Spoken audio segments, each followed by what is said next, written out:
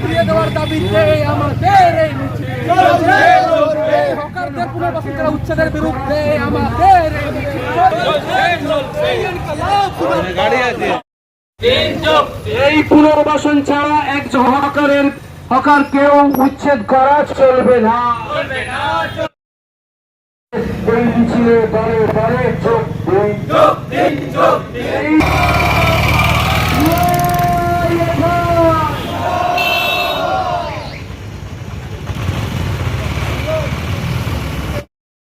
দেখতে পাচ্ছেন গোটা রাজ্য পরিবর্তন, পট পরিবর্তন হয়েছে। আজকে 1 মাস হলো আমাদের রাজ্যের মুখ্যমন্ত্রী, উনি বিরোধী দলনেতা ছিলেন। তার গালভরা অনেক কথা আমরা শুনেছি।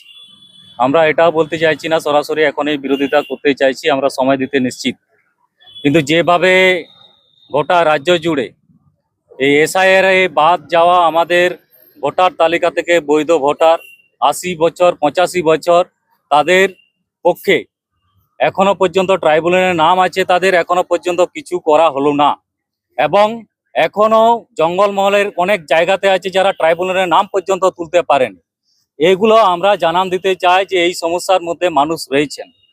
দ্বিতীয় কথা হচ্ছে যে আপনারা দেখেছেন গোটা রাজ্য জুড়ে বুলডোজার রাজ আমরা বিভিন্ন এরকম আপনাদের মাধ্যমে দেখতে পেতাম যে অন্য রাজ্যে হচ্ছে, এই রাজ্যে হচ্ছে, হোক, এর দিয়ে আমাদের কোনো আপত্তি নেই। কিন্তু লিগেলে হোক, এগুলো আনলিগেল ভাবে একবারে রাস্তা সাফাই করা, ঝাঁ চকচকে করে দেওয়া হচ্ছে, এটাও ঠিক, ঝাঁ চকচকে করুন। কিন্তু তাদেরও তো পেট রয়েছে, তাদের বাচ্চা রয়েছে, তারা পড়াশোনা করছে, তারা এখন কোথায় যাবে? সে আমরা এই ডিওএফআই ভারতের গণতান্ত্রিক যুব ফেডারেশন আজকে প্রতিষ্ঠা দিবস, এই প্রতিষ্ঠা দিবসে বলতে চাই যে আমাদের বুনিয়াদী দাবি যে সকলের জন্য শিক্ষা চাই, শিক্ষা শেষে কাজ চাই। আর সেই ছেলে মেয়েগুলো কোথায় গিয়ে দাঁড়াবে? একটা রুটি রুজি করছে। গ্রামে গঞ্জে এমজি এনার্জিএসের কাজ বন্ধ হয়ে গেছে। আমাদের রাজ্যের এখন যিনি মুখ্যমন্ত্রী উনি বলেছিলেন যে যেদিনকে সরকার গঠন হবে সেদিন থেকে তেলের দাম অন্য রাজ্যে যা হবে এখানেও হবে। তো আপনারা তো সাংবাদিক, আমি সাধারণ মানুষও যারা শুনছেন, আপনারা গুগলে সার্চ করে দেখুন ঝাড়খণ্ডে কি তেলের দাম চলছে, আমাদের রাজ্যে, আমাদের এখানে কি চলছে বাঁকুড়াতে। এই সব কথা বলবার জন্য আদিবাসী এসটি এসসি হোস্টেল বন্ধ হয়েছে, ফেক এসটি সার্টিফিকেটে ভরে গেছে, জল জঙ্গল জমিন লুট হচ্ছে গোটা রাজ্যে। আরাবল্লী পর্বত সেটাও আপনারা দেখছেন, তার লড়াই হয়েছে সেখানে। নিকোবর দ্বীপপুঞ্জ সেটাকে শেষ করে দেওয়া হচ্ছে। মূল কথা হচ্ছে আদানি আম্বানিদের হাতে তুলে দেওয়া হচ্ছে।